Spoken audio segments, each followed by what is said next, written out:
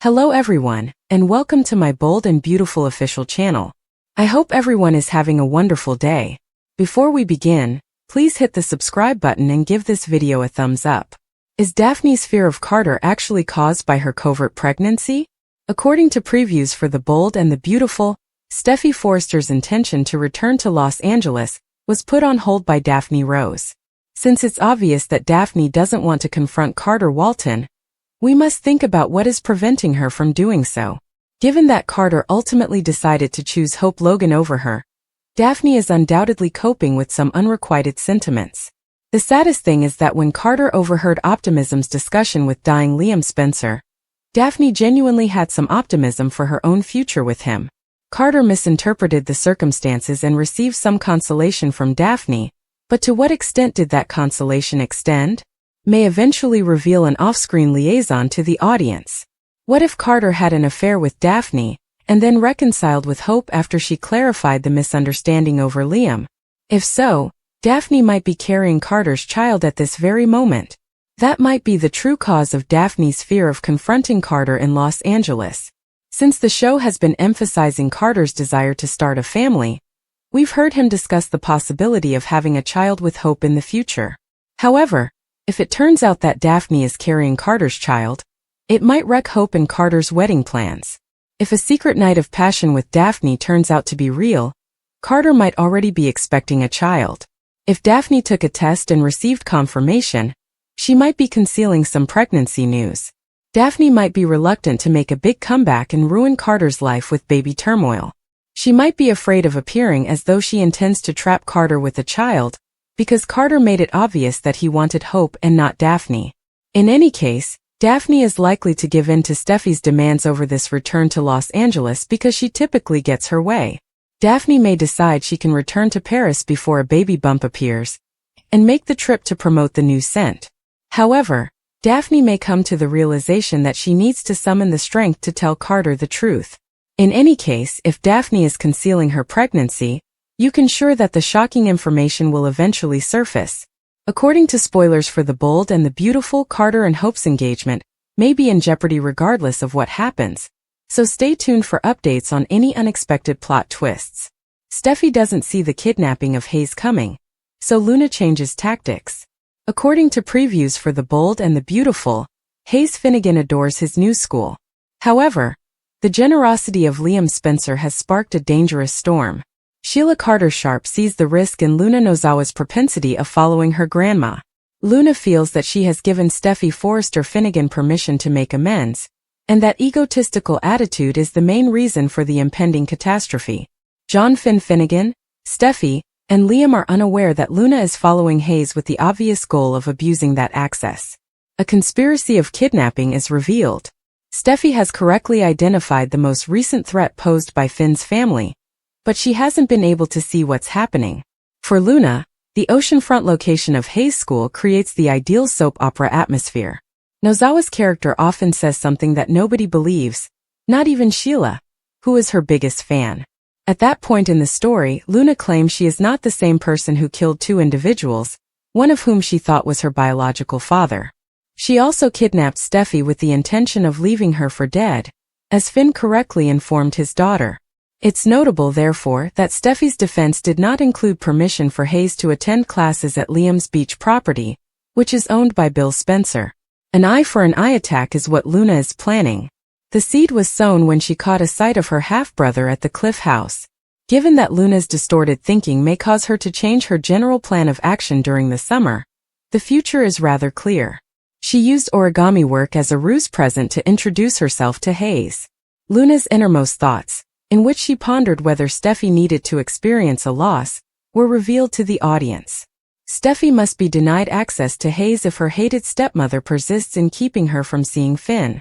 The introduction of Liam in this part of the evolving tale opens up a number of narrative possibilities. Since the fans are aware that Luna recently bought a gun, he could step in at any time and end up being the target of her shot. Although it was a bit much to happen to run into Remy Price at the shooting range, daytime fans were able to suspend disbelief because the event furthered the plot. For an upcoming dramatic effect, Weissman's character was infused into Luna's aura. Remy has the ability to avert catastrophe by alerting Luna's objectives. Alternatively, he might stop her from achieving her objective and end up being the victim who is written off more readily than Steffi, Liam, Finn, Hayes, or the others. However, what if Liam thwarts Luna's intentions? In such case, he would require surgery right now and either pass away on the operating table or, by some miracle of daylight, have his tumor removed. Steffi implores Daphne to come back to Los Angeles. In Eric's office, Hope, Steffi, and Carter sat together and got along. "I am just happy to be back at Forrester, a company that I love," Hope stated. When Carter arrived at work, he claimed it felt like home once more. Steffi was particularly thrilled with the scent line and mentioned all the adjustments Hope and Carter had made. "I considered making a larger investment in it," Steffi added. "I think it's time we get Daphne back from Paris," which alarmed Hope a little. In order to expand the Forrester perfume brand, she proposed that they hire additional fragrance creators. Hope then became direct. "And she made a play for Carter and we're engaged now, so," Hope replied. Steffi didn't think Hope needed to worry. "Look at that rock on your finger, please." "You can't say that subtle," Steffi said. Carter wasn't opposed to bringing Hope back because he thought she would respect his engagement to her. Steffi was happy. "Without Daphne's help, I wouldn't even consider releasing another fragrance. To optimize our achievement, we need her," Steffi remarked. Carter later brought Hope to a dressing room so they could talk about Daphne and make up. Hope realized it was a wise business decision, but Carter knew it would be difficult to support her. "We don't make me feel insecure. Daphne is the one I don't trust. I have absolutely no faith in her," Hope remarked. She believed that Daphne's presence would serve as a continual reminder of her attempts to obstruct her relationship with Carter. Carter was not really concerned and didn't believe Steffi would be able to persuade Daphne to board a plane and travel to sunny California. Steffi called Daphne back in Eric's office and informed her that her perfume sales were soaring.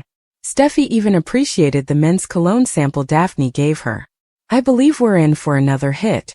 However, how can we introduce a new scent when the person who created it is located halfway across the globe?" Before pleading with Daphne to go back to LA, Steffi asked. Though she wasn't convinced she was needed, Daphne was moved. "It's the scent that sells, not the face behind the nose," Daphne replied. She reminded Steffi of the real reason she left LA, but Steffi believed Daphne might reconsider now that some time had gone by. Steffi emphasized that this was all business, but Daphne had heard that Carter and Hope were engaged. Nevertheless, Daphne didn't want to think about Carter, so she declined to go back. Rich poured Taylor some coffee in Eric's living room, but she could see he was thinking about something. At last, Rich acknowledged what was happening. Rich declared, "Everyone's favorite sailor is back in town. Brooke and Nick were scheduled to meet at Forrester." "Fascinating.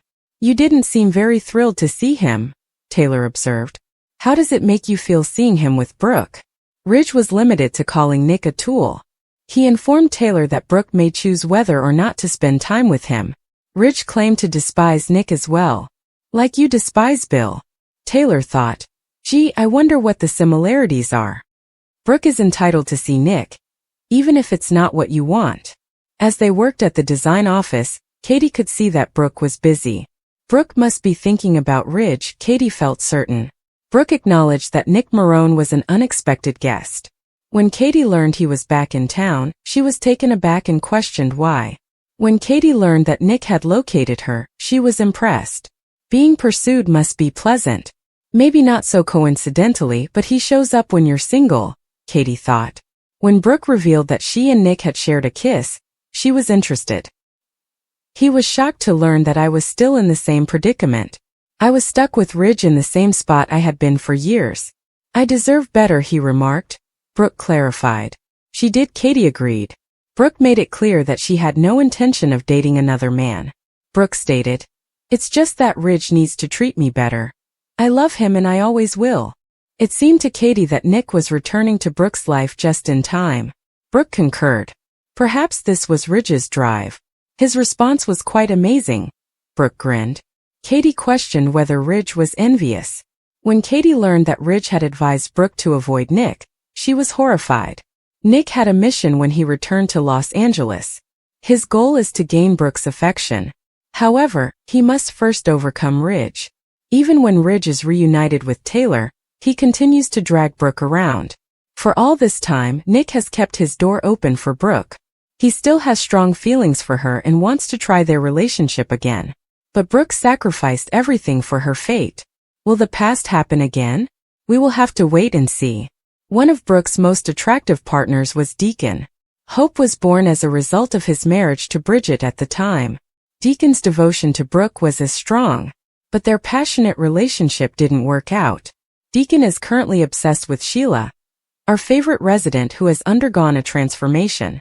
Therefore, at this time, a reunion is not possible. Eric Ridge's father was Brooke's former spouse. This was her ingenious method of becoming part of the Forrester household. Even now, Eric still cherishes and loves Brooke. However, it's not as you think. She is, in his opinion, the ideal woman for his kid.